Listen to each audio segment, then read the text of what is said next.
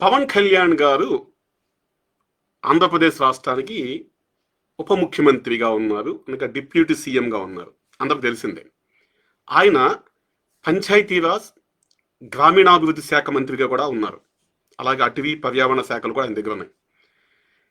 ఇక్కడ నేను మీతో ఒక విషయాన్ని పంచుకోదలుచుకున్నాను. సాధారణంగా గ్రామాల్లో రోడ్లు అంటే మనకి వీధుల రోడ్లు వేస్తారు, ఆ గ్రామంలో ఉన్న ప్రధాన రహదారులు వేస్తారు. అంతవరకే పంచాయతీరాజ్ శాఖ చేస్తుంది.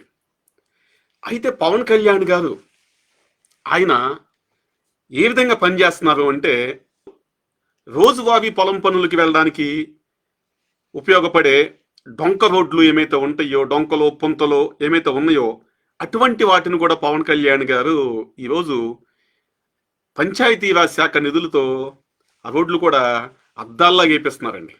అటువంటిది మీతో పంచుకుంటాను. ఒకటి పవన్ కళ్యాణ్ గారు వేపించింది. ఇది ఎక్కడ అంటే ఏలూరు జిల్లా కొయ్యలగూడెం మండలం ఎర్రంపేట రాజవరం మధ్య 3 కిలోమీటర్ల డొంక రోడ్డు. దీనికి సంబంధించిన ఇమేజ్ పైన ఉంది కదా, అదే రోడ్డు. దాదాపుగా కొన్ని వేల మంది రైతులకి ఈ డొంక రోడ్డు ఉపయోగపడుతుంది. పొలం పనులకు వెళ్ళడానికి, అలాగే ఎడ్ల బళ్ళు వెళ్ళడానికి, ట్రాక్టర్లు వెళ్ళడానికి కూడా అనువుగా ఉండేలాగా ఈ రోడ్డుని తీర్చిదిద్దారు. రాష్ట్రంలో పవన్ కళ్యాణ్ గారు ప్రతి చోట ఎక్కడ అవకాశం ఉంటే అక్కడ పంచాయతీరాజ్ శాఖ ద్వారా రోడ్లు వేపిస్తున్నారు. గిరిజన గ్రామాల్లో రోడ్లు వేపిస్తున్నారు, మైదాన ప్రాంతాల్లో రోడ్లు వేపిస్తున్నారు.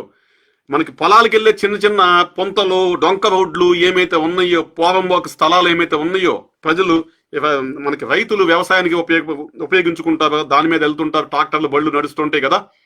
అటువంటి రోడ్లు కూడా పవన్ కళ్యాణ్ గారి దృష్టికి వచ్చిన ప్రతిదీ కూడా ఆయన తన శాఖ నిధుల ద్వారా ఆ రోడ్లన్నీ కూడా అద్దాల్లాగా వేపిస్తున్నారండి పవన్ కళ్యాణ్ గారు.